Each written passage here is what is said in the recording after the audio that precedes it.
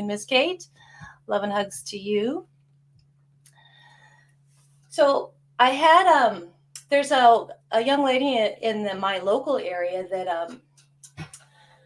I get the opportunity to paint with sometimes, and she's been in my home, so she has seen some of my own work and my own work in addition to these classes that we're doing, and where I've put floral vases together and in opposing views. So one for the right side and one for the left side, so they can be hung as a pair per se.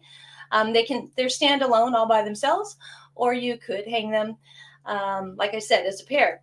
So my thought was to one, put that forward as a class, and two, I wanted to share that from my own experience. I typically lend right. I'm right-handed, so most of my design I have found I lend to the right hand, to the right side in almost everything that I paint. So I have to consciously choose to shift to the left. So I thought it would be a good exercise to shift people to the left. And then because most people that I've painted with are right-handed, they're not left-handed, I figured it would be a good exercise for those. And I'm sorry to have not mentioned the left-handed folks in the right-handed class. But that's what we're doing. And because I thought it would maybe more of a struggle with the left perspective, I wanted to select a painting that we're a little familiar with. And I'm going to turn this light out for a second. It's driving me bonkers. And since we've painted 2 weeks ago, 3 weeks ago, I believe, the opposing view, I thought I may be familiar with this. And that's what got me down the road to where we're at. And let me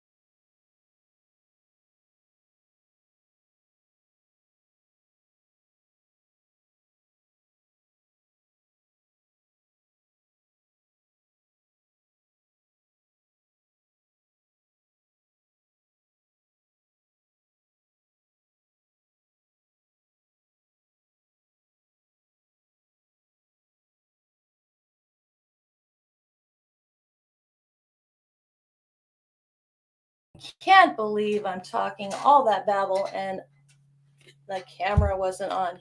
Did I mention I was scatterbrained today? Whew. Scatterbrained. Okay, this is my Payne spray. The Payne spray is going to go in the center of my palette.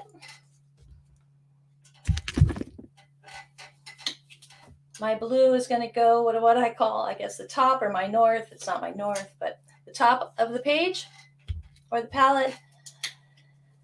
And my magenta, running low on my magenta. I use a lot of magenta. I use a lot of magenta, violet, and purple. Those shades, aside from, I think, Deb's in the house. Deb's in the house, and I met my lovely little friend a long time ago. And she loves purple. So I do paint a lot with purple, but not because of my friend, but because I like to paint with purple and it's a good undertone. I have a purple pastel pencil and I have some white chalk. So with the purple pastel pencil is what I'm going to use to lay in my sketch. And as with the class prior, so I want to show you here that I'm about 1 inch in from my left-hand side. And I'm just right of center on my right-hand side of the vessel.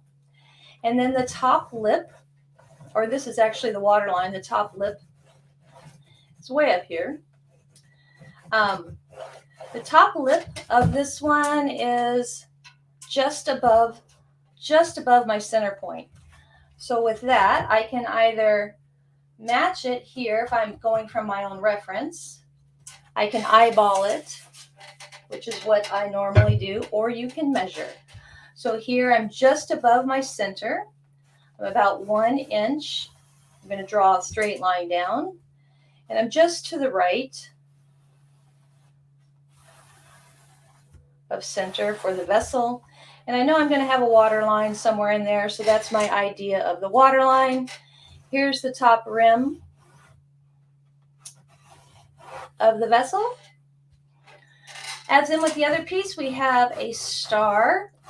A lot of people lay flowers in, draw flowers in, paint flowers in with circles.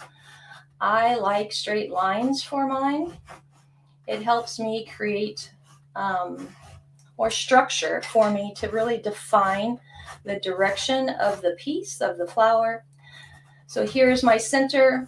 It's going to open up, meaning it's going to bloom more, get wider down here at the base. So I'm making these lines out a little wider. I have a little guy over here on my right. And where it's tight, these little squares, these little marks, that means center, and it helps your eye understand that that's a closed space, tight. As I come away from the center, my straight lines that are laid in kind of in squares and diagonals become more broad, wider, and then wider as in apart from each other. And then on my left, I have another lovely little guy that I'm going to do the same thing over here.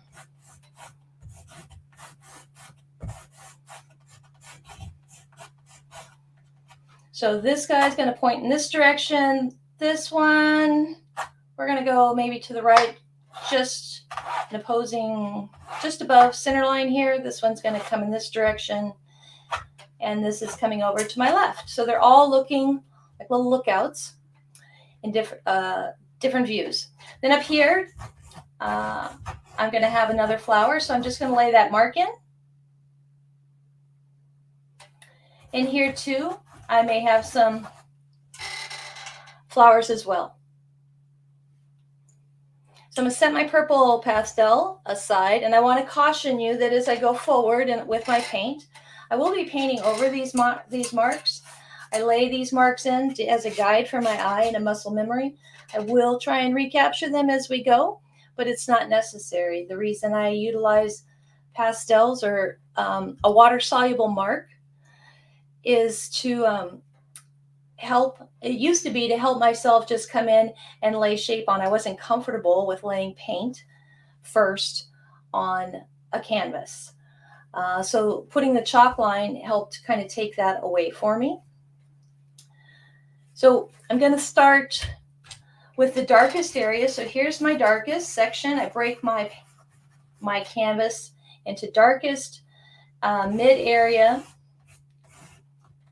and lightest. So all of this area and under in here is what I'm going to call my dark area. This top section, and I'll take that dark area all the way over up here. So about 1/3 of the canvas. And this area here, we're going to call it my mid area, the middle range. And down here, I'm going to call this my light area. So for my darkest, I'm going to pull some of the Payne's Gray, have my larger brush of the two, the 10 millimeter. I'm going to pick up some of the Quinacridone or the Magenta and blend those two together, bring some of that together right here. And that allows me to mix that, utilize the Payne's Gray with both the Magenta on the right side or on my bottom side, your left side. I can't tell how you're looking. And then the blue up here gives me an area here to mix my blue. So I'm going to come in and immediately add in some of that dark. And before I forget, let's mark in a table line. So I took a diagonal line. I'm about 1.5 inches from the bottom left. And I'm just taking that line and at an angle up to my right side.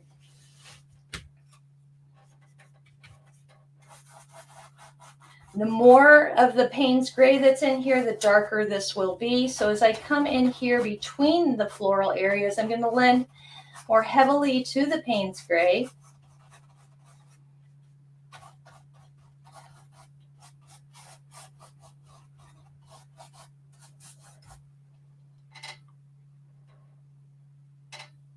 I'm catching up on your comments. Sorry that I disappeared off the screen, Deb. I see that you are not painting today, that you're watching. I appreciate you for being here. As I come up, it gets a little brighter, so I'll bring some of that magenta back in. I did say that this is the darkest area of the panel, but even with that, I'll vary that tone with the magenta because I can and because I like to vary my color. But here in the center, it will be the darkest of the dark. That's between the flowers. And the reason behind that is that's where my shadow line is going to be, and here on the left as well. Then here too at the top of the vessel would be dark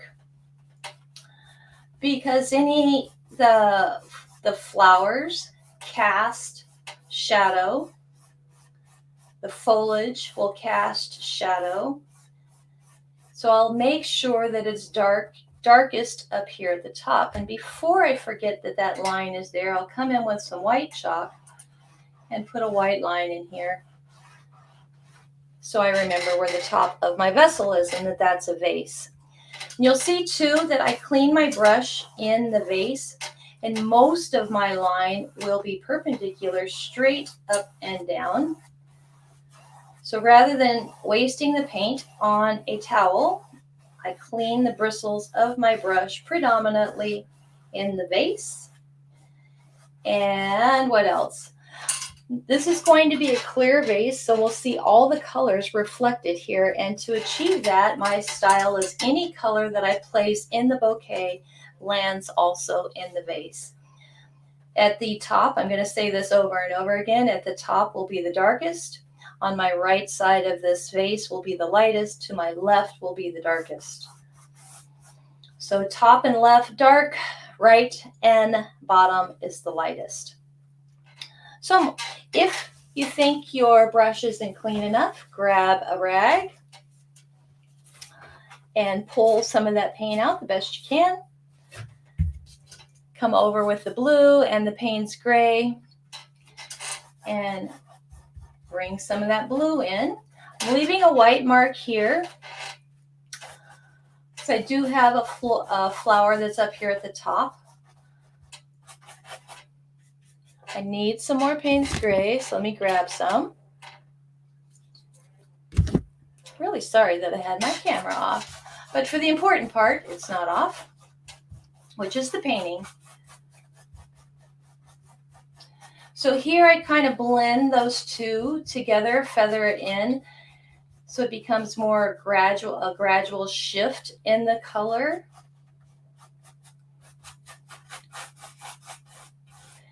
And I'm trying to work this brush back and forth. I'm not worried about the direction of my brush. As I'm working it, I'm cleaning the bristles of the residual paint. And just for helping me to keep my brush clean in the long run, for cleaning it later with warm, hot, soapy water, by doing this, I'm keeping the bristles free, or the ferrule area, relatively clear of acrylic paint, which helps prolong the brush. So I picked up some more Payne's Gray and some of that blue, and I'm going to tuck in here.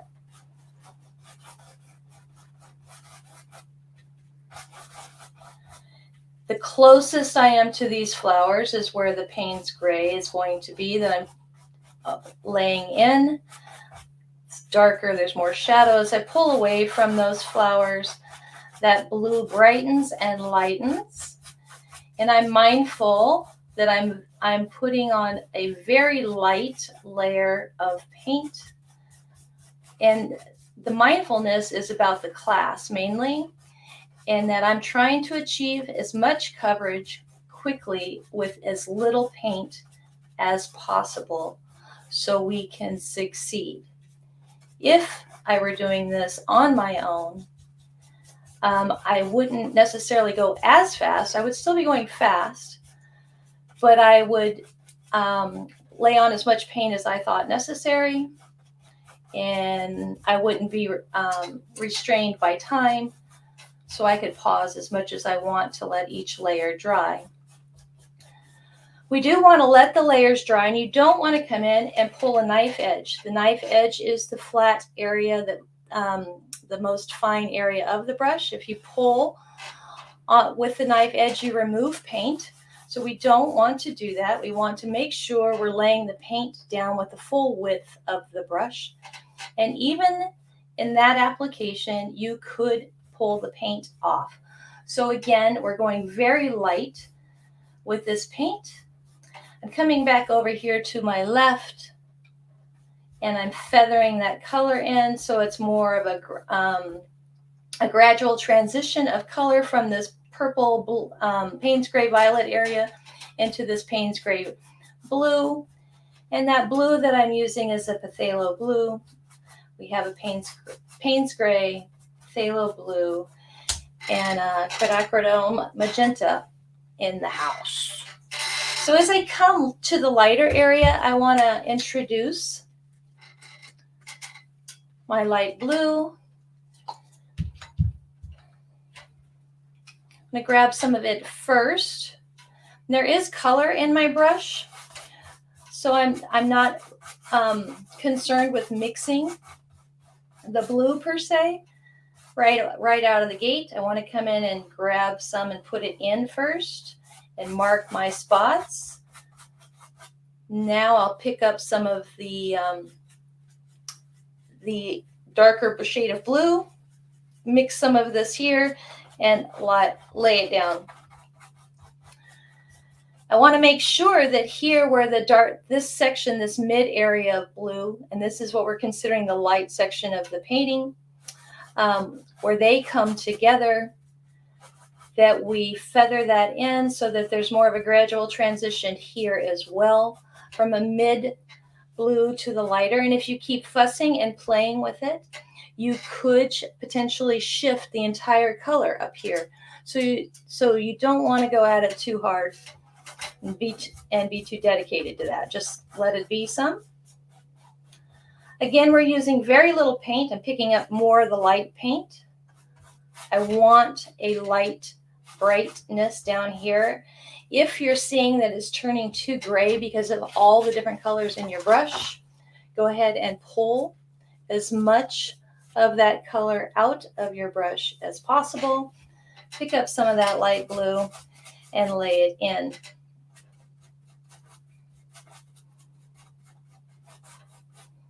We will and we can come in and add some more brightness to this in a bit. But for right now, we're going to let that dry. What I am going to say is I'm almost through my little bit of blue here.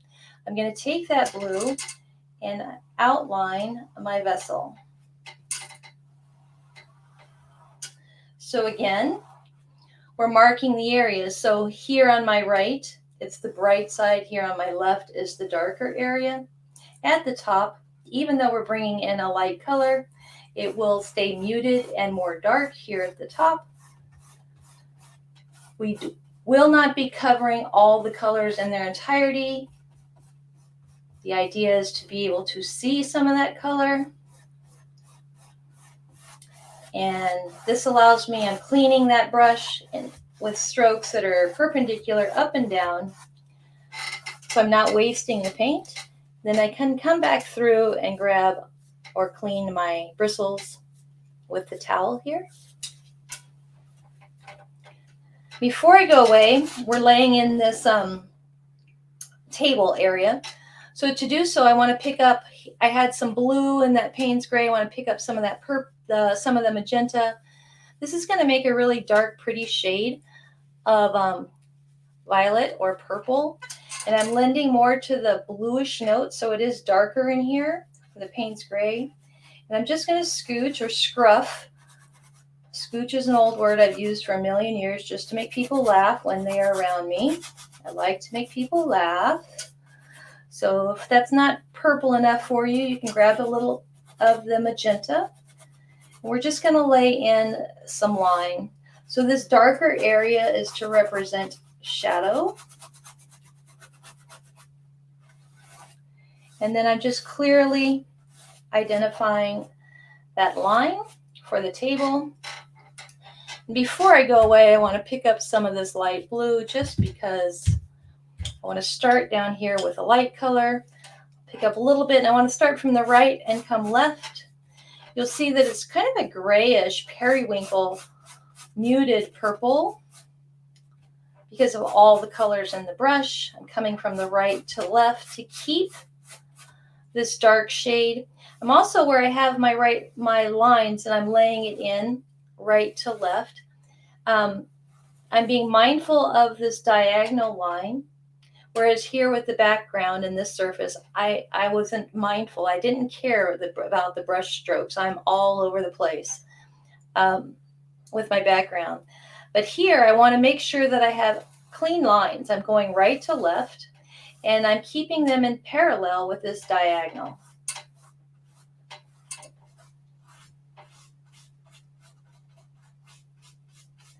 And I'm not using a lot of paint purposefully because of the length of the class. We're trying to achieve a very layered look with very little paint in a short period of time.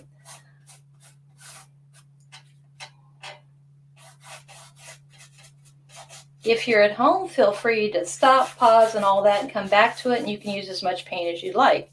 If you see that your colors are shifting dramatically, meaning that you're not achieving the color that you'd like, stop, let that layer dry, come back, and lay in another layer. So we're going to let that be for now. And with what residual paint is left here, I'm going to come in. And here I'll use the knife edge as well to put in some just straight random line as I'm cleaning my brush in that vessel. See, while I'm at it, I'll pick up some of that blue maybe and come in here and tap some blue in.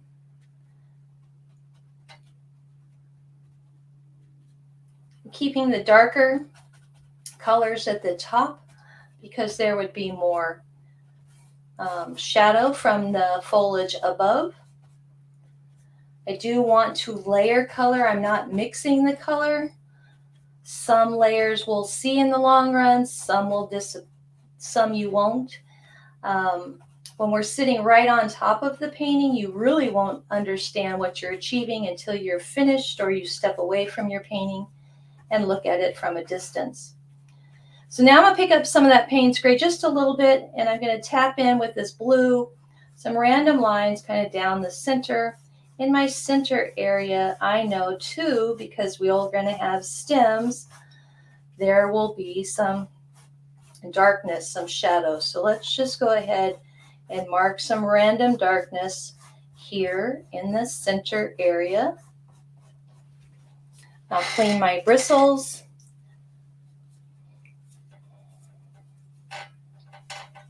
Because I'd like to, I'm going to grab on the knife edge some of just the magenta. If you pick up any of the other colors, that's fine. But some magenta, and I want to draw some magenta lines down. These two will end up seeing some of them, some of the mark will go away. You can see that the magenta is changing drastically as you lay this in. It becomes more purple because of the wet colors we've laid in here. I am laying it in with the knife edge. The extra line that you get gives the idea of texture, texture of the stems. So it's a really fast way of creating the illusion of that, and it builds in shadow at the same time.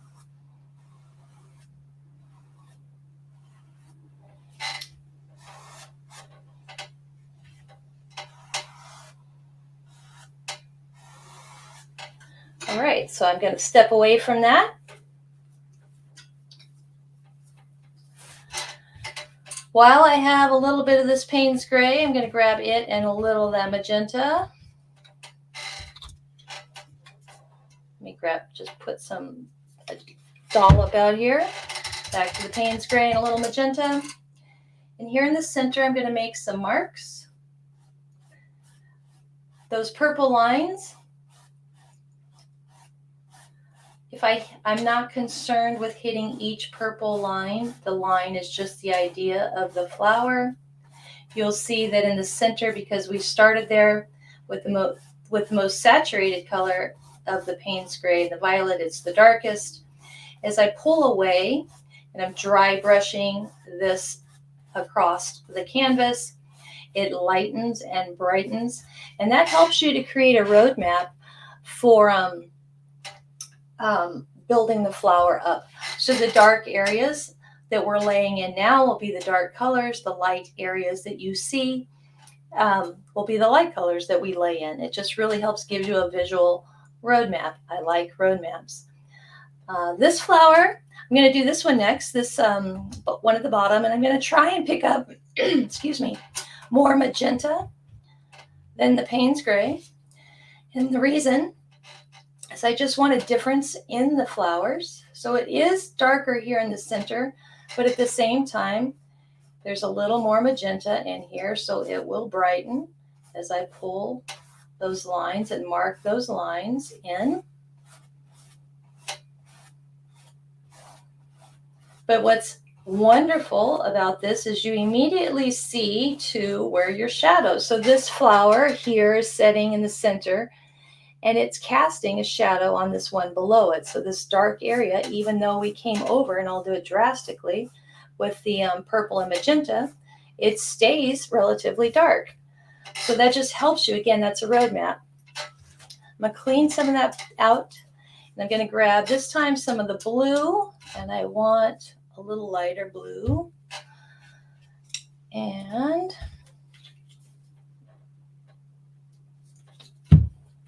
just a smidge, just a touch.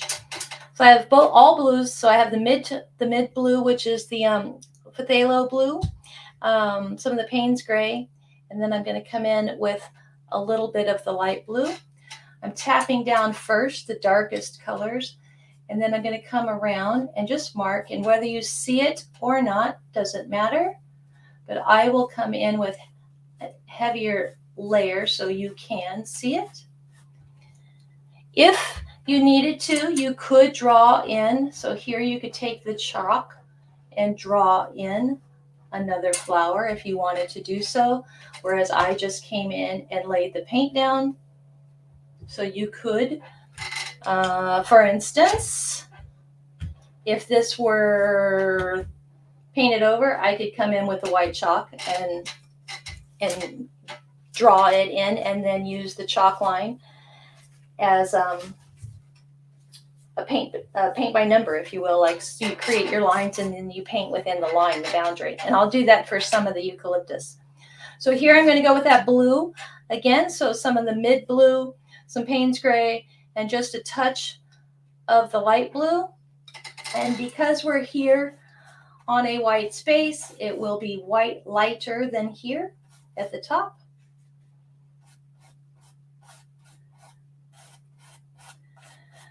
I do want more punch. I want to visually see more of this than I would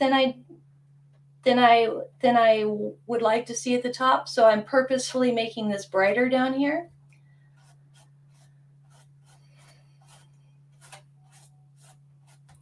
But just like with the others, here at the top, it is darker because this shadow is being cast from this flower in this direction. So here at the top is darker. We will have leaves and things that we introduce so this stays dark.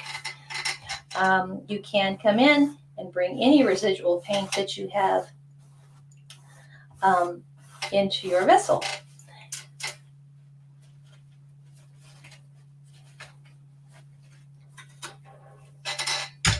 So while I let that dry a bit, I want to, where did I put it?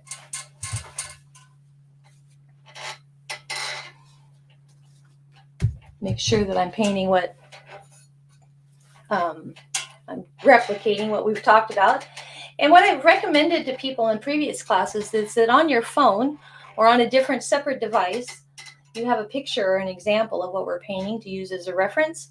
And that reference is not for you to paint ahead, because it's possible that in painting ahead, you'll muddy your canvas, but rather just to see in the long run the shape that I'm speaking of when I say eucalyptus, for instance, what shape that is I'm after and trying to draw. And then in the long run, what goal we're trying to achieve in this paint process. So the first eucalyptus I'm going to bring in, I'm going to show you with white chalk. It's just really an oval or a circle. You can always, I never take something and exit at my corners. I always come right or left or above or below. So I'm going to come over here to the left of this. I'm just drawing in some ovals. You can make something larger, but you can't make it smaller. So, and with a paintbrush, when you apply pressure, the bristles widen, so the paint area that you'll cover potentially will widen as well. So you want to be mindful of that when you're designing something, that you may start smaller if you're not as familiar with how much pressure to apply to your brush. So that eucalyptus area that we're going to put in. And then here I want to put in some little larger areas, and you can, I don't know, just really, it's a square, but rounded square perhaps. You know, it's just an odd shape. I don't want to say it's a circle, and I don't want to say it's an oval. I'll just say a square, but kind of rounded. And the difference is where it connects to the stem. Put some over here.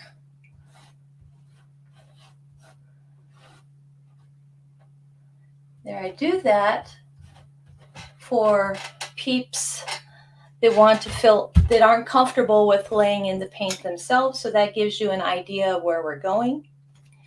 So to create the first layer of those, I am switching to my smaller brush, not the of the flats. I have two sizes. I have the 10 and the 4. So I'm picking up the 4, and before I do, I want to pull as much of that paint out of my bristles as possible. I'm not introducing it to water though. So I am picking up some of that magenta, and what I want to do is grab some of that blue. So magenta and the mid blue. It's a luscious purple, like luscious, and I'm going to err on the side of brightness because we already have a really dark shade of purple. So it's more of the magenta that's laying on this.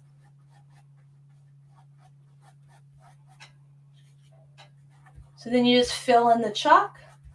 One of the lovely things, that I like about playing with chalk and introducing it in as part of the design is that it introduces texture. So it just helps build an element of texture, and especially when we're using fluid paints that you may not achieve on its own.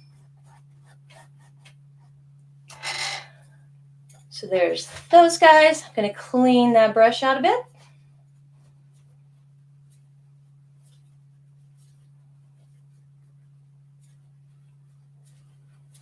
Set it down, and I have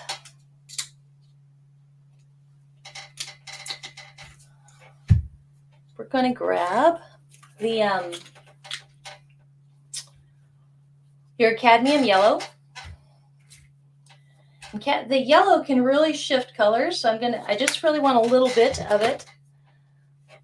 And I will bring in a little white. So I really am not going to require a lot of white. I do need some glaze.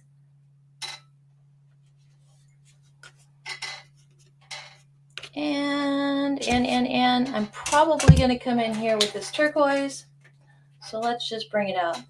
That turquoise is a powerful color in that it can brighten, but it can mute things as well. So knowing that, I'm keeping it away from my party bus over here, which is going to be my brights as far as that magenta goes mainly. These blues and greens, all these shades play nice up here. So I am mindful that if they touch each other, I'm not so concerned. If this yellow gets in the mix of this purple where this magenta is played, it's really going to strongly shift that color. So I know that, so I'm going to be careful of that. What I do want to do is, again, clean this brush out quite a bit. Set it aside. I'm coming back to this larger brush because it only has the blues in it.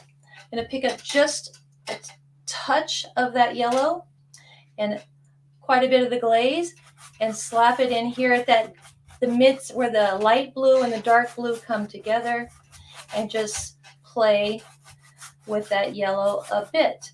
And what you're going to see is I'm leaving the yellow a lot on top. Because it's a translucent color, you're going to see green, and that's okay. But if you start rubbing on that yellow, you're going to lose the brightness of the yellow, and it's all going to transition to green, and we don't want that, please.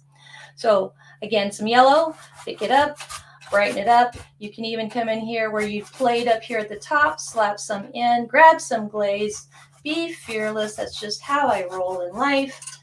Bring that glaze and some of that yellow and touch in here.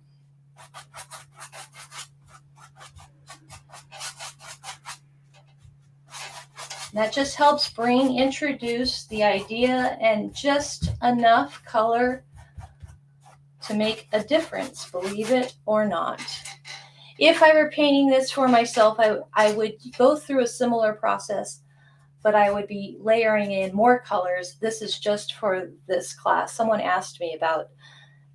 are asking me about my personal process, and I am breaking down my personal process, but I'm really doing it with limited information. So the amount of paint and the amount of time that I'm putting in my other work is significantly different. But I will say that if you go through this process with more paint, with more patience and more layers, you will be able to achieve a similar result that I do. So I'm going to grab a little of the white. I am going to grab some glaze, more. And here I want to just touch in, especially on the right-hand side edge is where that white and the glaze is going to hit most. And the main reason is the glaze also is going to keep things moist and luscious so that we can play in that paint area more often. But if I introduce and bring too much of that glaze into the actual composition of the floral arrangement in the vase, then I'm not going to be able to layer as efficiently as I can. So the glaze here I want on the right right? This is where it's introducing light into the space, onto the vase, and we're keeping it bright here. But I want that glaze limited to this side over here. Can't emphasize that enough right now. I will say that you can bring some of that glaze and that color down here at the bottom. There is some yellow. There's some of my long hair on the painting. There is some of the yellow on the brush, so it can come in here and touch the canvas. I see Nicole is in the house. Welcome, Nicole. Long hair. So I have more glaze that I'm laying in on this table area, and it will glaze over some of that shadow. I can see the underlying shadow through this. A glaze is transparent. I'm going to pick up a little of this turquoise now, and here where that blue, light blue, and the dark blue came together, and where I still have some of that happy glaze, I'm just going to touch in some of that color here on the right-hand side, right? That's a lot of energy that it brings in. I know some people are not comfortable with my style. I get it. But I just challenge people to try something different. If you want to stay with very clean lines, very smooth lines, very transition aligned, and not see the movement that I introduce, then go slower. Use very definitive stroke, and you'll have to wait until each layer dries, would be my suggestion. So you'll see our marks went away up here. I am going to come in and kind of reintroduce some of that eucalyptus mark, and we talked about it being maybe kind of a square with rounded edges. So there's my square, and I'm going to round those edges a bit.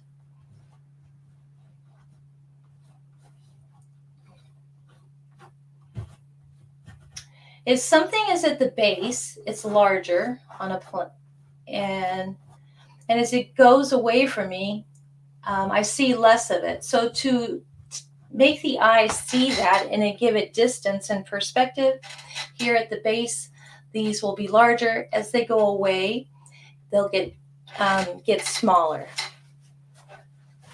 So with these, I'm going to paint them in, and I'm going to, let's say, just a little bit of the bright blue predominantly, and I'll stay with the magenta.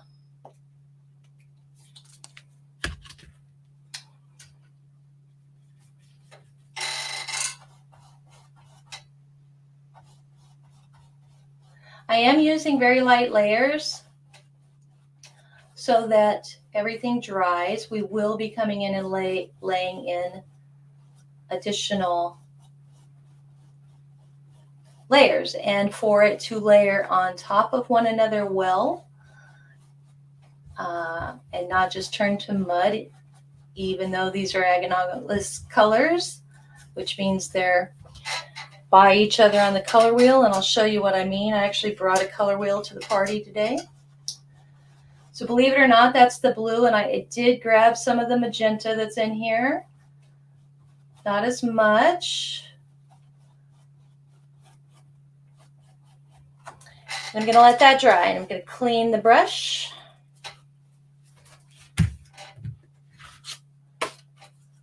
Can we see this? Yes, we can see this. So on my color wheel, so the primary colors are your red, blue, and yellow. And most of the colors that we're playing with are all over here, which really means that they play nice, is what I'm saying. When something's imposing, which is the complementary color to it, they work well together. They complement each other very well. But when they're mixed together, they can really drastically change it and just really shift a piece. So we will use complementary colors in this, or we'll create kind of an orangish color, which is an orangish pink we'll lay in, which is complementary to these. But if we play too much and mix, it will turn the whole thing into a brown note, and we don't want that. We want to stay in these pretty hues up here.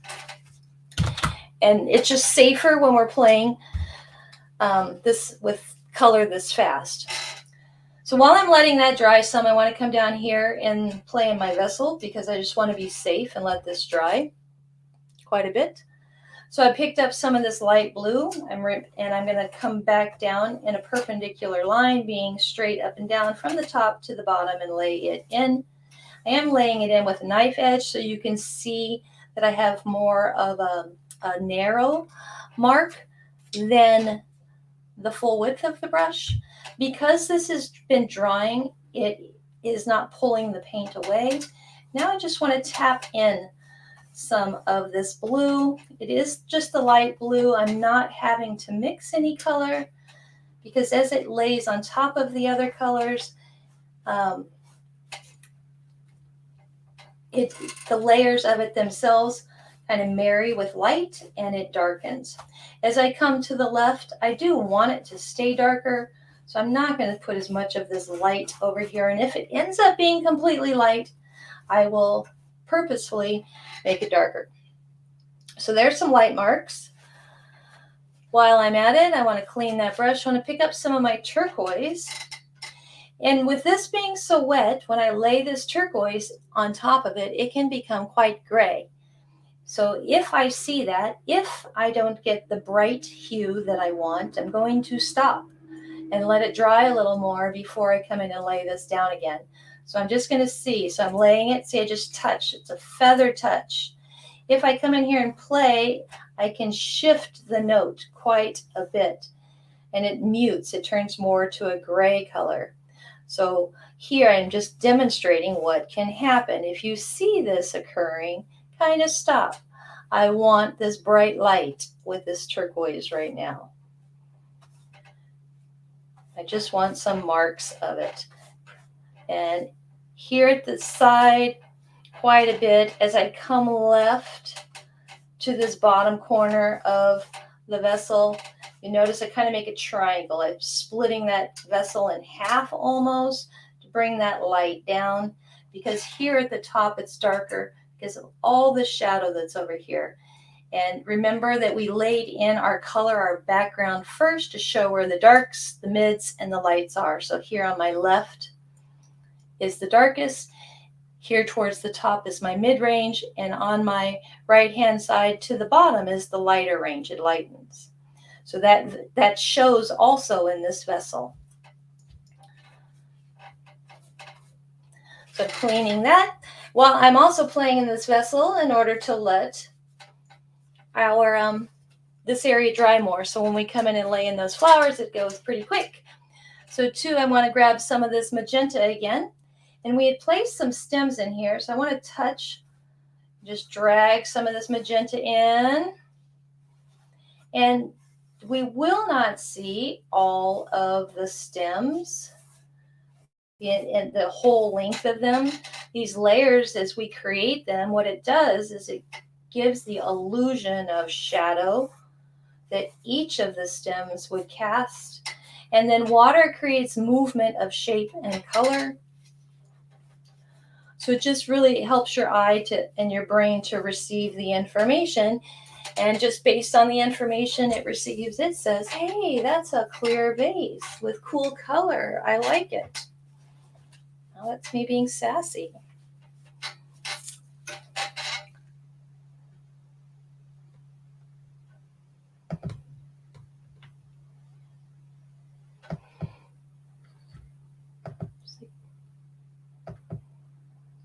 Did want to say hello because I think Nicole may still be out there, and I didn't get to tell you hello earlier, Nicole. So hello, I just wanted to say hi. I love you.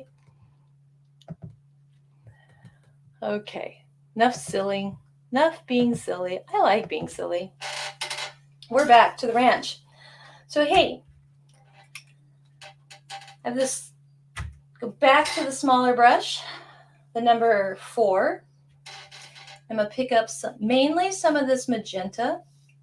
And I will touch just a little bit, just a teeny tiny bit of that Payne's gray. If it goes too dark, I'm going to stop and I'll clean the brush again. I really want more of a brightness. And again, this is going really fast. I want to achieve a quick result with little paint. So we're going to start here because it's brighter. And it's not giving me as much brightness as I want, so I'm going to stop. Cleaning most of that off. I just want to pick up some bright magenta.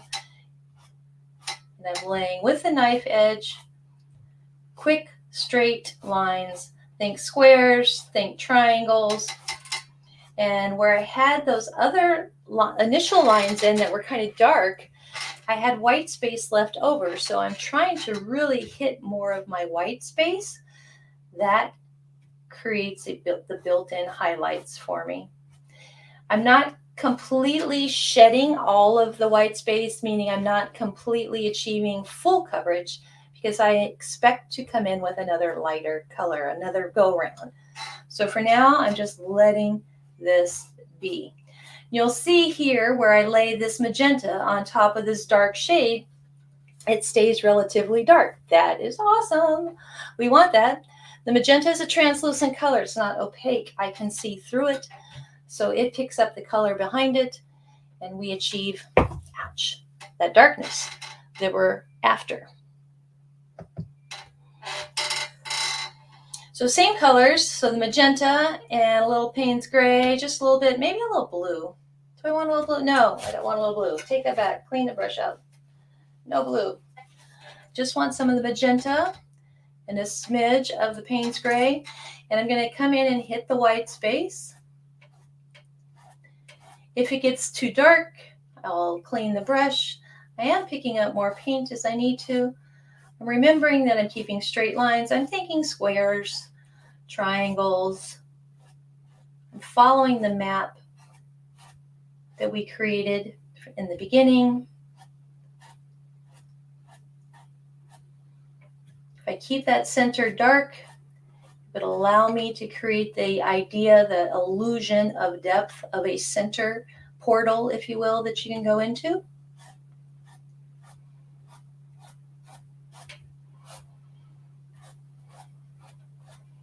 It's okay if this shade touches these eucalyptus over here.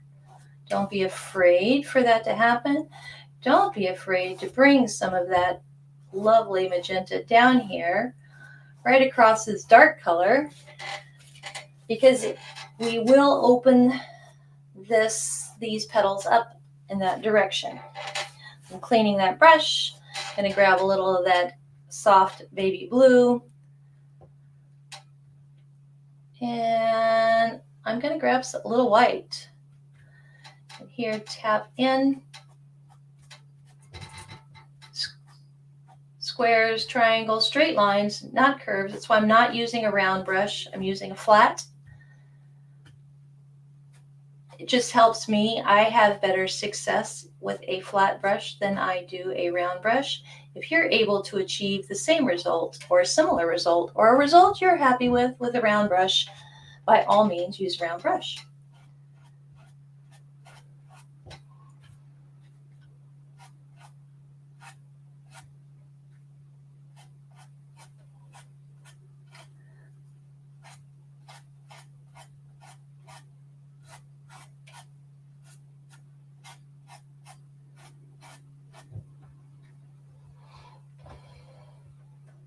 I see your comment, Deb. It says, I'm sorry, I have to go now. I want to paint these two pieces. I'll catch up with you soon. Love you. Love you too. Thank you for popping in, Deb. I appreciate you.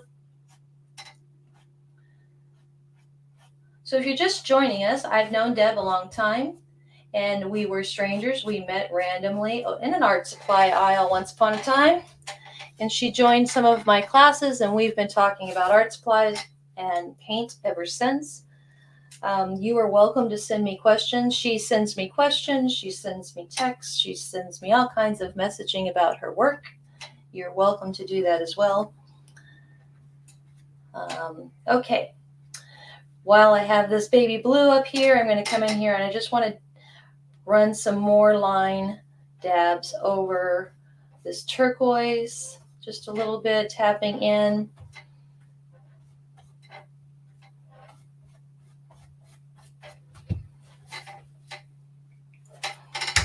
going to grab some of the Phthalo Green.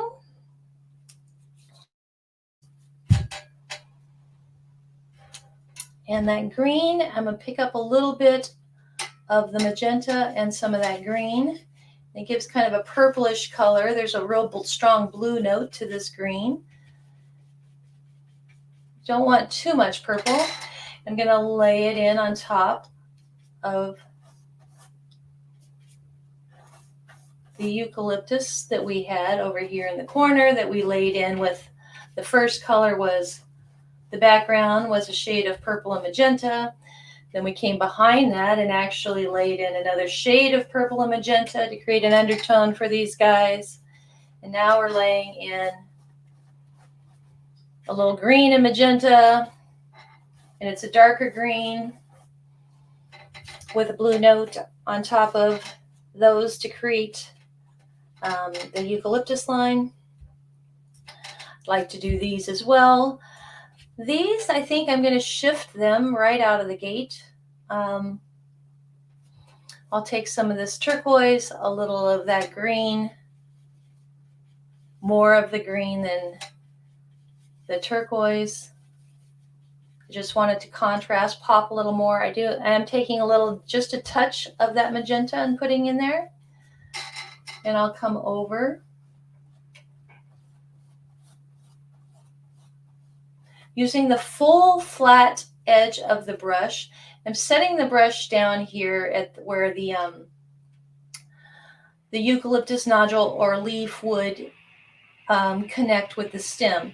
And from here, there's 3 pulls. So there's one, and I'm curving. So I'm setting the brush down and I'm curving it towards the center point. I can set the brush down, curve towards the center point, and then I can finish it with a 3rd pull. I'm mindful of how much paint I'm laying on here. I don't want a whole bunch of paint because it won't dry fast enough. So here, let me do that again. I'm laying setting the brush down and pulling towards my center. Setting the brush down, pulling towards my center. Setting the brush down, pulling towards my center. These are translucent colors, meaning I can see through them. You'll see that underbody. So setting the brush down, pulling, setting the brush down, pulling, setting the brush down, pulling. If you're not comfortable doing it upside down like I just did, turn your canvas around and do the same thing. And you'll notice that I'm not concerned if I don't have full coverage, if some of that undercolor bleeds through. I like that. That gives a little more reality to the piece for me, or to the eucalyptus. It gives the idea of veins and textures of those leaves that would be in the leaf in reality. Okay, we're going to let that dry. Since I'm upside down, well, not because I'm upside down, but I want to touch some of this green. I'll put it up here towards the top. And I said that all the color would end up in this vessel. So we are achieving that. I'm going to put some of this green note mainly here at the top, which show a lot of the reflection. That color leaves gives the idea of leaves and everything still left in the vase that hadn't been trimmed. We'll show some of that darkness down here just because there's shadow. I'm also cleaning off my brush when I do this. I'll clean my brush.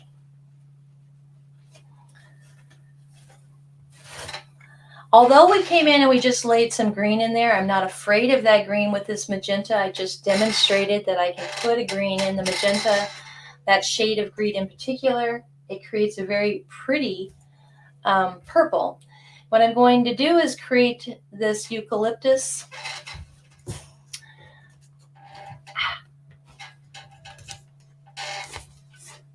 We're going to start the process of creating this eucalyptus. There's going to be at least 3 layers. With that,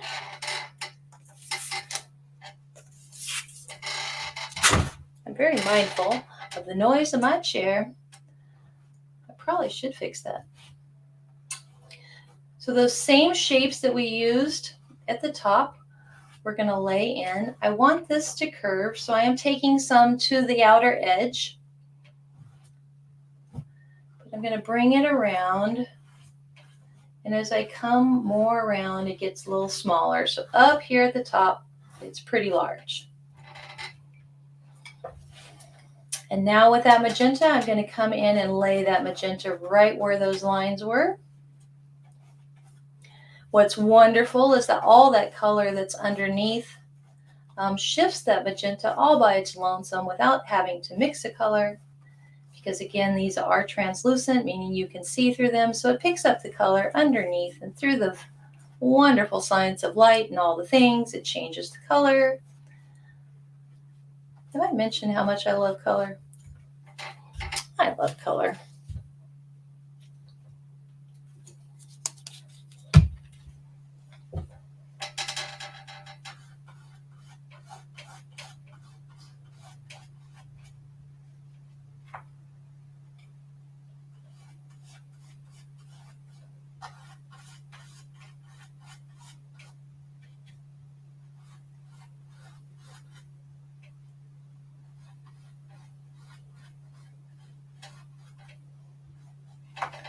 Lovely. While we're here, I do know that we're going to need some leaves in here. So with that same color, I'm just setting my knife edge down and twisting as I come in towards the edge or towards the center. Setting that knife edge down and twisting and coming in towards the center. Let's see, maybe I'll have one coming up. So I'm setting the knife edge down, coming up. I'm not even looking at the example. No two floral arrangements are the same. I'm just laying in some leaves because I want to right now, and I don't care if it's in the exact same place as the other piece. So here,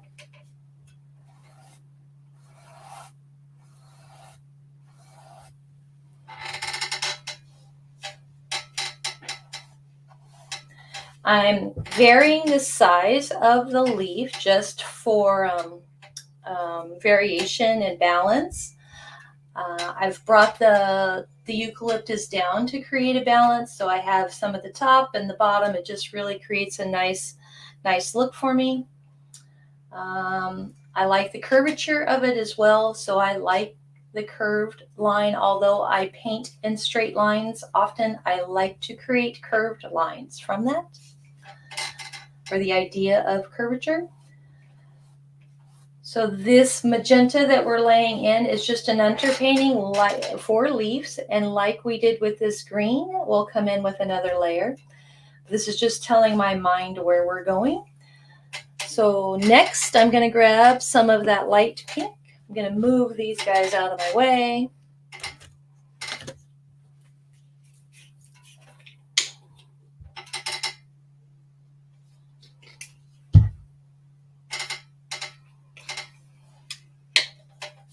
Just in case, I know I'm going to use some of that yellow. So I have the lightest pink, and I have this mid pink. And you'll notice that I asked for, or I mentioned a fluorescent pink. Little goes a long way. I won't use all that, or I don't believe I'll use all that right now. So I'm going to clean my brush out. I've been letting these flowers dry quite a bit. That's the reason to my madness right now. I want to pick up just some of that fluorescent pink on the knife edge. And here, let's see, I'll start down here. I just want to knife some random lines in, and I'm trying to hit most of the white space. If I hit any of the other color, I'm okay with that. This too is kind of translucent, so I will see through this. This pink, though, can really darken. You can really get more of an orangey brown note.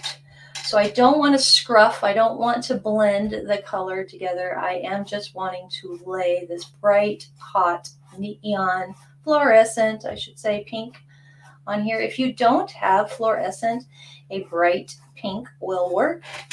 Or you can wait more towards the end and create your highlights with just white. I really like fluorescence. I use fluorescence in all of my work. And metallics, and I paint over them, and it creates a really an luminescent look that I value for night viewing my work. I like candles, and the use, oops, I touched my green, I'm okay with that, so clean your brush. The use of the fluorescence and my night space, and I like candles, it just gives it a glow to the work that I enjoy. And in the daytime with the right light, it does a very similar thing. But I like the use of fluorescence and metallics. So we're not putting metallics in this one, but we did put in the fluorescent pink. So there's the fluorescence in that one. I'm not going, I will lay just a little fluorescent in, just a little bit on this blue. Just going to touch.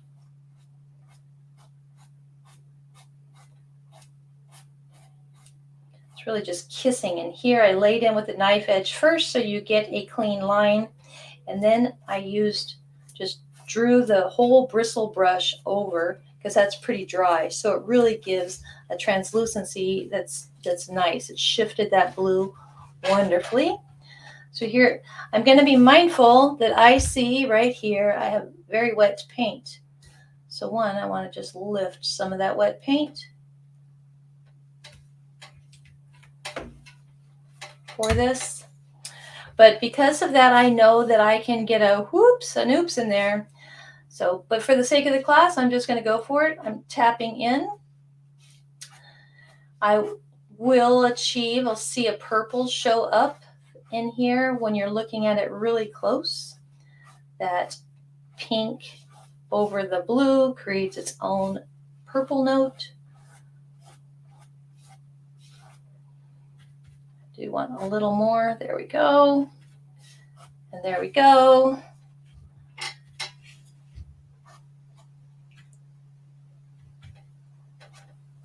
And depending upon, I have a girlfriend which is why I actually use the fluorescent pink. Miss Jody loves hot pink. And when she sees my work with hot pink at this stage, she wants me to leave it like this because she really values the hot pink. I end up muting the fluorescent down with the other color. But if you value it, then by all means, leave the hot pink in. So I will put some of that hot pink over here on my left. I still am painting upside down. I want to bring some of that color in through here, not too much. Pink scares people. Used to scare me, doesn't scare me anymore for a lot of reasons. And we are painting fearlessly. That's what I'm about. As I embrace fear through color in so many ways. So here I actually am using horizontal lines to pull some of that pink. And that actually creates the illusion of more water. And it kind of marries all that color together a little bit. And I still have white space that will end up covering up. What's great is to turn around, and by it being upside down, I'm not as fixated on the fact that those are flowers. I'm really just painting the shape upside down. And when I turn this around, I'm going to be probably pretty surprised. And usually I'm very surprised in a good way. So now I'm picking up a little bit of this light pink, which is almost a flesh tone, and that mid pink. And I want to just touch in. If I apply too much pressure where it's wet, I'm going to drastically change the color. So I'm aware of that, and I'm just barely tapping and moving, tap and move. Here in the center area, see how dark that is? I just barely want to create some really small line. I don't even need the detail brush to do that. I'm using the corner edge of my brush. If you're more comfortable with the detail brush, then by all means. I still haven't completely shed all the white space. We will. I'm going to do that same thing up here.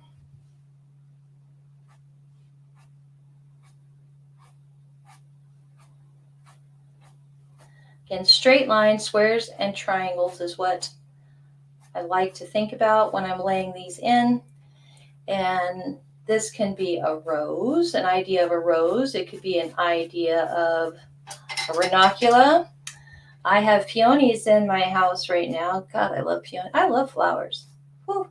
I've never succeeded in growing peonies. I really wish to grow peonies.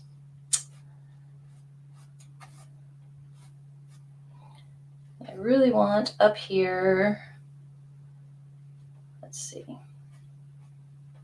I'm just going to leave that alone for now. I do want some of that color too in here, so let's just bring some of that lightness down here.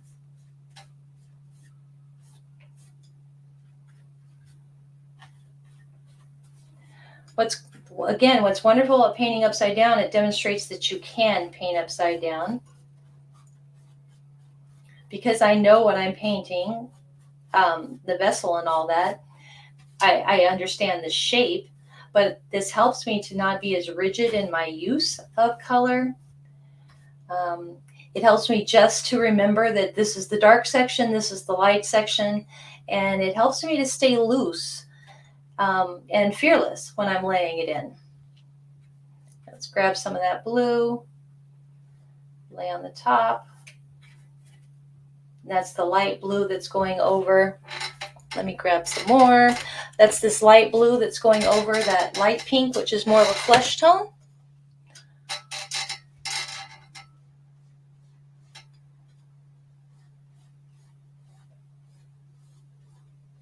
And it really mutes it and creates a periwinkle, more of a grade note.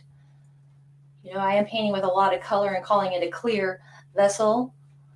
And you would not have necessarily this much color in reality. I just like to create color, so therefore we get color. It's just how I roll. So here I'm just tapping in a little heavier hand with this baby blue and covering over some of that color. And it allows the idea of shadow and just movement. And you see all the colors that are in there, just like you would in a vase per se. From a distance, you see color in a vase, but you can't necessarily make out what it actually is in the vessel. And two, the vessel and the color picks up all the other colors in the room.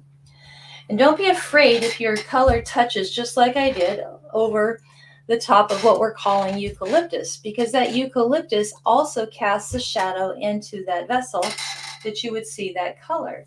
So feel free, if it hits that color, that's okay. And I'm doing this purposefully to demonstrate that. We're still going to come on top and layer in another color or another round of color here. Let's see, I'm picking up some of my turquoise now, and I want to lay some of this turquoise down here on the left-hand side. It's my bright, or I'm calling it my right-hand side. I should turn it around since I'm talking about sides. Lovely. So this turquoise I'm laying here on my right-hand side. This right-hand side is the lightest and brightest. And as I come and I'm laying in more of this turquoise, let me grab some more.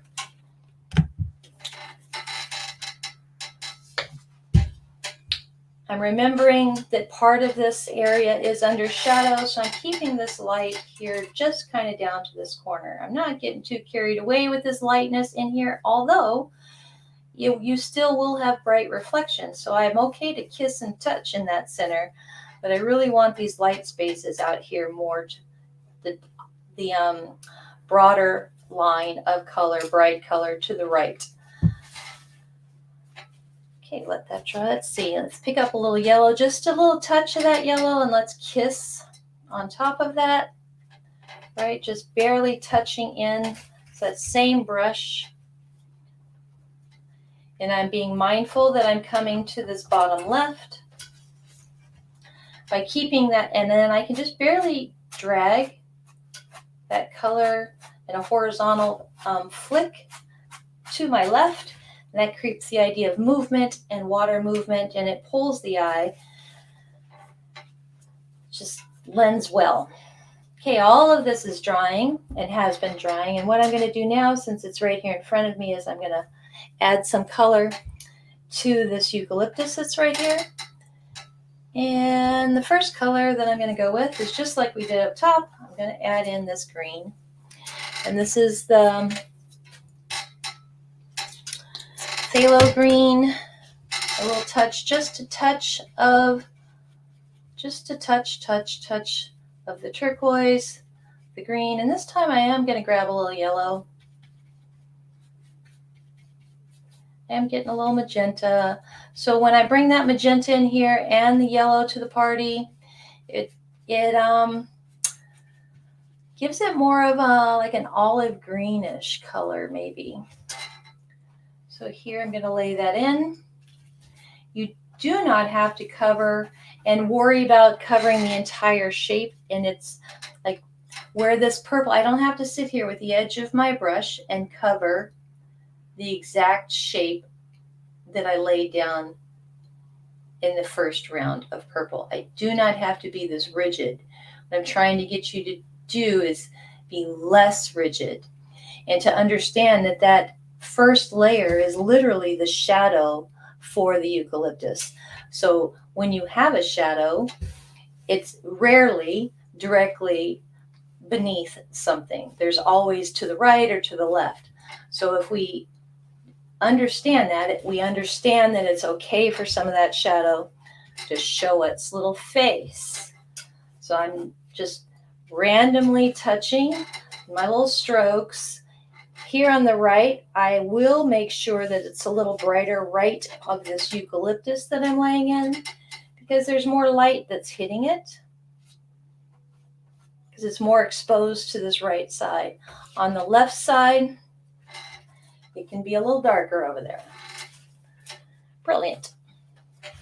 So I'm going to move to this guy, back to the yellow. I'm going to go right here. So some more of that magenta, takes very little. And let's bring some turquoise in. See how bright that is? I'm going to lay this here.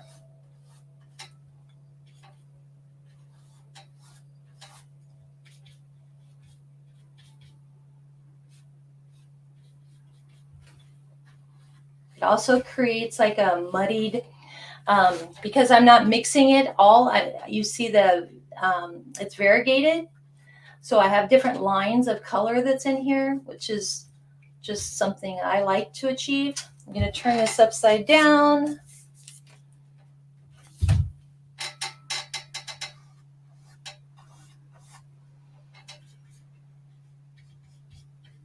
So all the colors, some yellow, some magenta, some of this phthalo green. I need some more turquoise. What did I do with it? There it is.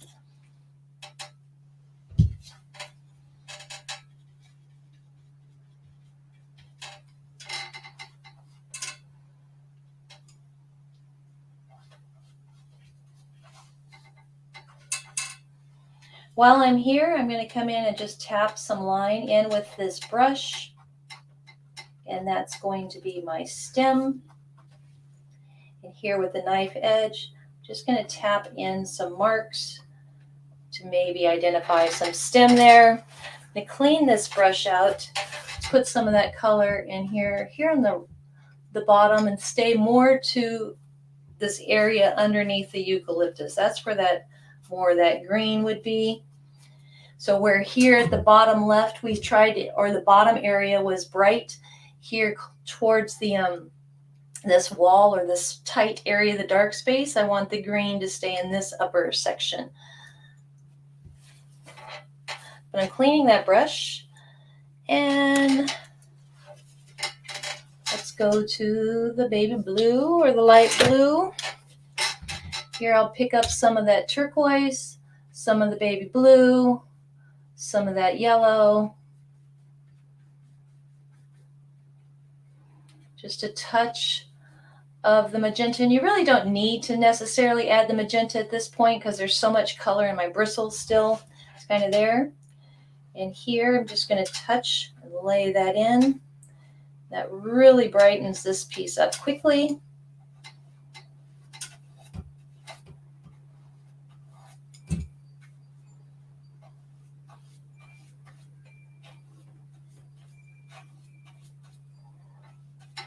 Like we did with the other, I'll use the knife edge to make some marks.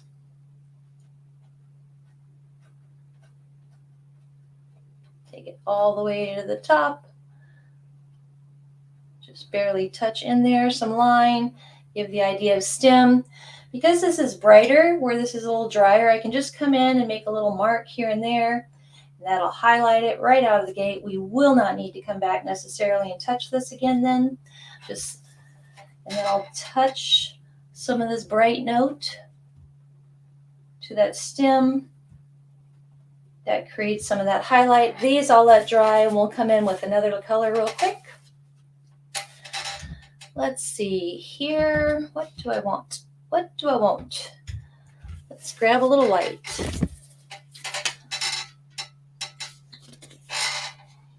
That's a lot of white. I'm cleaning my brush. Note, I'm not looking at the example. I'm staying in the same color scheme. Yes, we're making a pair. Yes, we're making an opposing view, but no two floral arrangements are the same. And because we're not concerned with matchy-matchy and painting an exact replica, I don't have to get caught in my head and tell myself that I'm doing something in the wrong, that I'm wrong. What I'm doing is I'm painting something similar from the opposing view that I would be happy to hang next to the other to make a pair, not an exact replication. So here with that lighter color, I'm just touching in.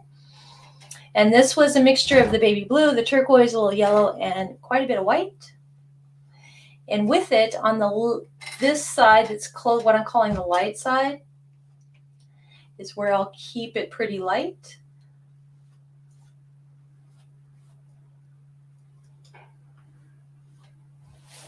Going to clean that brush off a little bit. Grab a little more of that. Let's see, I have some of that, the darker green, the phthalo green, some of the turquoise. Get a little bit of that light note in there. And come over here on the right side. It's a little darker. Just gives a little tone. Remember, this area is under more shadow. That's why we're doing it like that.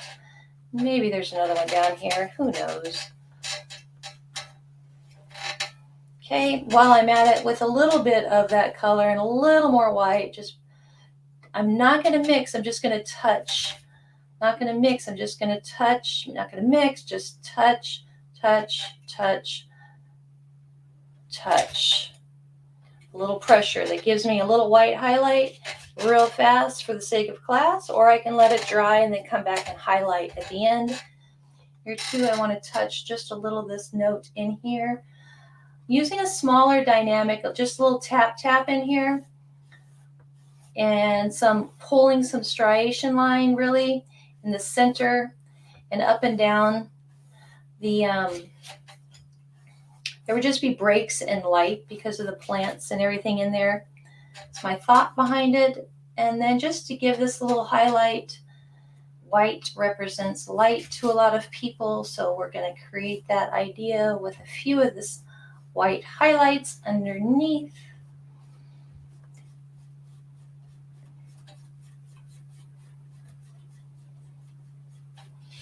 And we have not created the water line. We still will, I promise.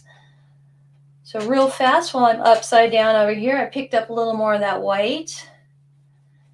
And I'm just really getting a mint color. I just want to achieve the same thing. I want to tap in a little bit of white. Nothing big, nothing fancy. I just want to give a little highlight. One more round.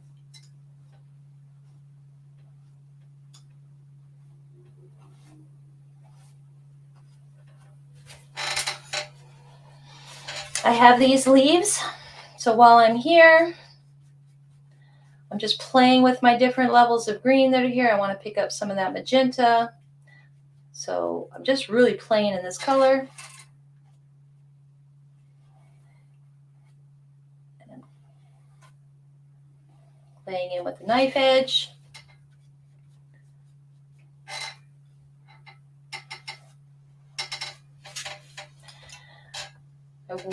I am seeing that I don't have it contrasting, so I don't like that these two are so similar in color. So I will shift that here in a minute. And there's some of the darker blue, the mid-grade blue that we had earlier. And it's 4 o'clock. I've given myself really on the last phase. I'm letting those roses dry. I'm going to grab some of that blue and some of this yellow, and that's a darker green. I do want to capture maybe a little magenta in there. I'm just going to come in and hit real fast. And real fast up here. And real fast right over the top. And 2. About being fearless. And remember, if you don't like it, just stop and let it dry and then come in and add another layer, right?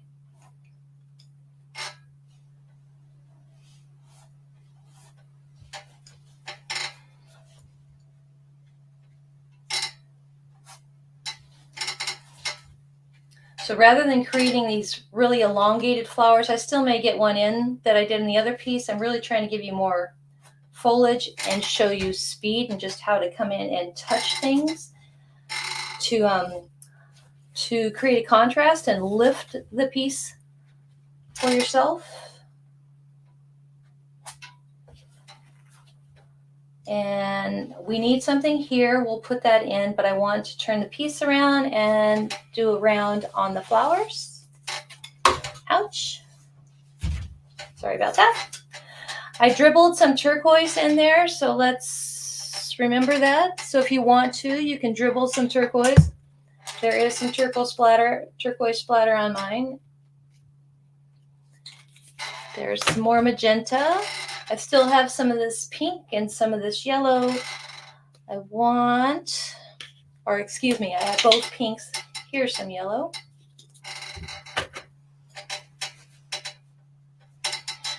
With the end of my brush, because I don't want to make a mess with my color, because my bristles are dirty, I'm bringing in some of this magenta and that yellow together, and that's a real pretty kind of orangey color. Orangey. And I'm just going to dot in to just liven it up. Who knows what kind of texture we could have in here. Berries.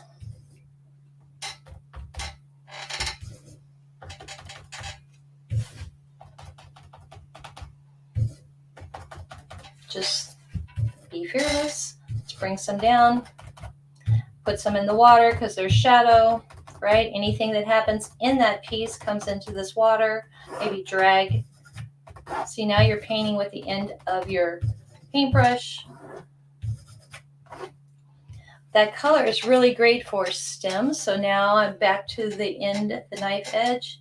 And I really want to just randomly touch in here some line, remembering where some of that magenta was. This is the last go around with these stems. Let that dry a little bit. We'll come in and put some water on top of that. I'm touching a little more magenta on here just to have them stand out just a little bit.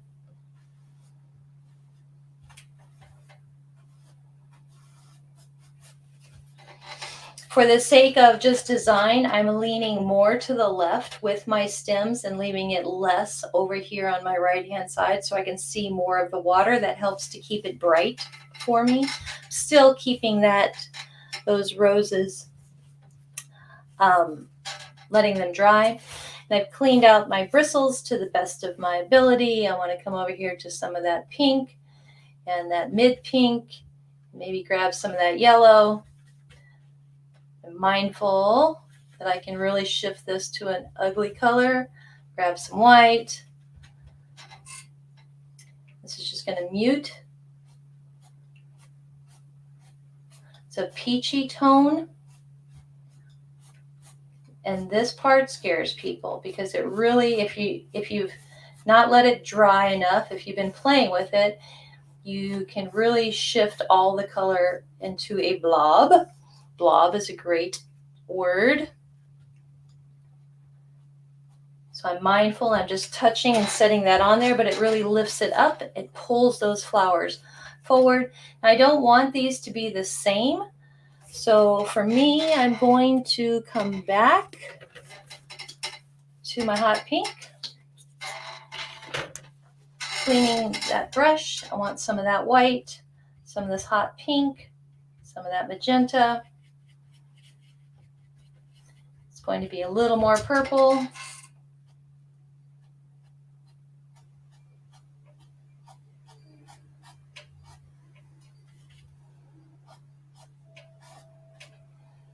Here, I'm going to come over that green foliage just like that, just a little bit. I'm not afraid to touch other things that pushes that greenery behind me. It's not all sterile then. And then I'll drag some of this in here, which shows that that flower is open. Letting that dry, we're going to touch it with one little highlight, maybe a little bit. We can touch in with some green. Just to touch in some highlight to harmonize.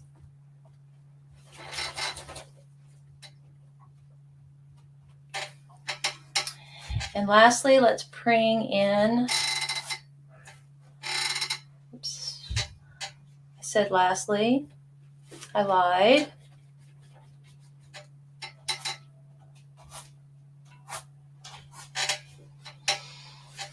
So I brought in some of those leaves real quick, and I'm going to touch some of this baby blue and that white up here, and I just want to kiss some highlight with the knife edge at that top, here too.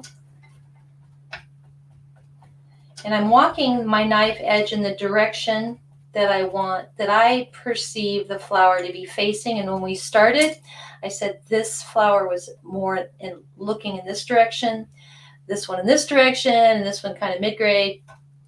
And I never defined the one at the top.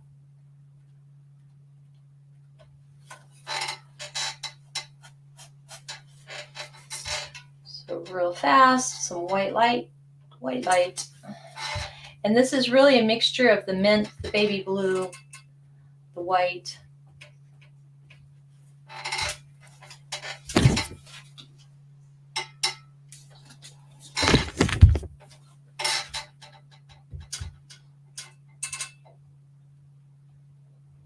I was really impressed with some of the ladies. There's a couple women that chose to show their work with me, and two of them did it in real time. And I was so impressed. They really surprised me with what they came up with. So here I haven't even picked up the detail brush. So I've just been using the knife edge in the corner of the knife edge. So now I have some white on here, and I want to come in with some horizontal line right here and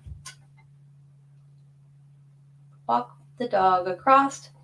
And as I'm closer to this right side, it's a more narrow line. As I come away, I'm widening that line out. That tells the eye that there's a curve, and I can see this more. So that's what that does for me, and very, very quickly.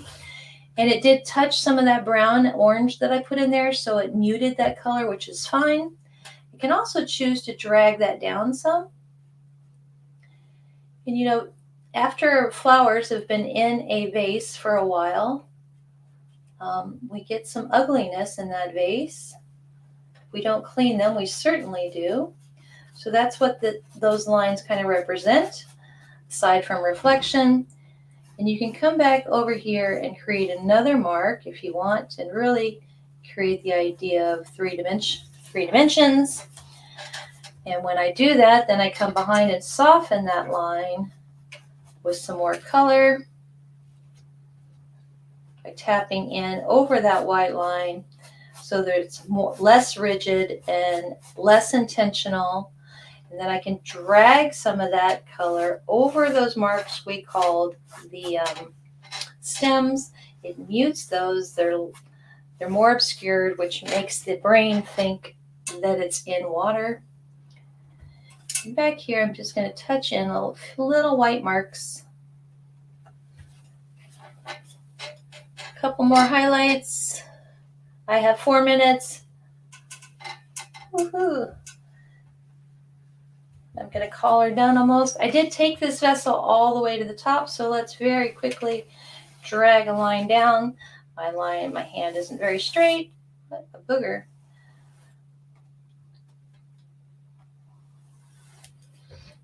That shows that the glass is all the way up. I can come in and recapture my white line. Up here at the top, I can put a white space so it shows.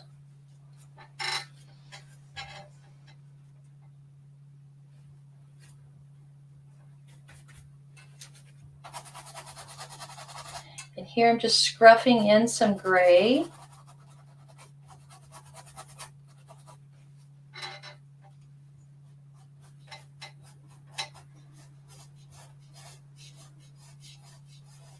So that I can tell that that is all,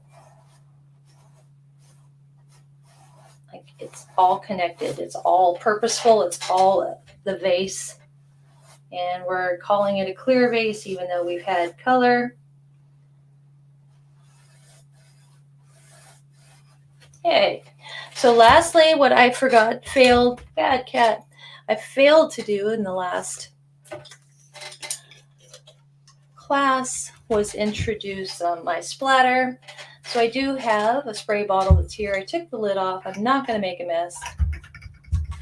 I'm going to rinse my brush just a little bit of a damp brush, grab some magenta, and I'm splattering some of that magenta here. And I'll take it all the way up in here a little bit. And while I'm at it, I'm not opposed to some white, so let's grab a little white, which will turn a little pink. And be careful, because you can do too much. And if you want it to run, you can pick it up and play with it. If you don't want it to run, you don't have to. If it runs too much, you can come in and blot the blob and remove some of that water. But leave it flat and let the water dry. Dab it off however you'd like. If you need to introduce more color, more shadow to this space down here, you can. You can just keep playing. So your roadmap is in. So I would let mine dry, try and walk away, and then I'll set it away from me and look at it and see where I need to add more color, where I may need to take something away. I won't go into taking things away, but if I want to layer more, I choose to layer more after it's dried at a certain point. And because I still see blank space, I have 1 more minute, and then I'm going to turn the camera back on so I can say goodbye. And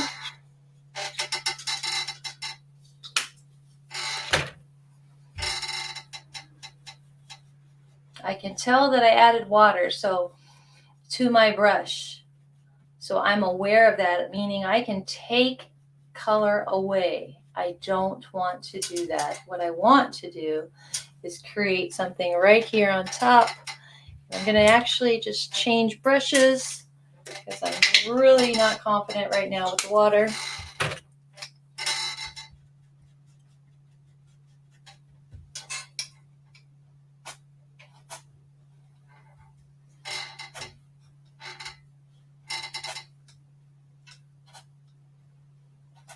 And this is the larger brush that I came in and just added some of this bright color too. And maybe we want to drag some around, but you can just keep playing. And let's say I need some, I can just keep playing. Katie needs to stop. Talking to myself in third person. Okay, so we're going to call that done. I hope everybody enjoyed themselves. I appreciate you very, very, very much. Very, very, very much.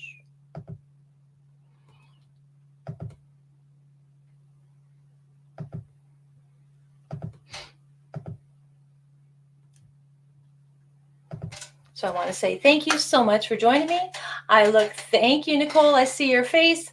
I want you to send me your piece, if you will. And you know what I'm talking about, why my light is off. So I'm pointing at what's going on up here. I hope you're laughing when I say that. Nicole is kind enough. She we trade favors. So she helps me with my hair, and I help her with her paint. And it's a marriage made in heaven that way. But thank you all. I appreciate you very much. Love and hugs to you. Bye-bye.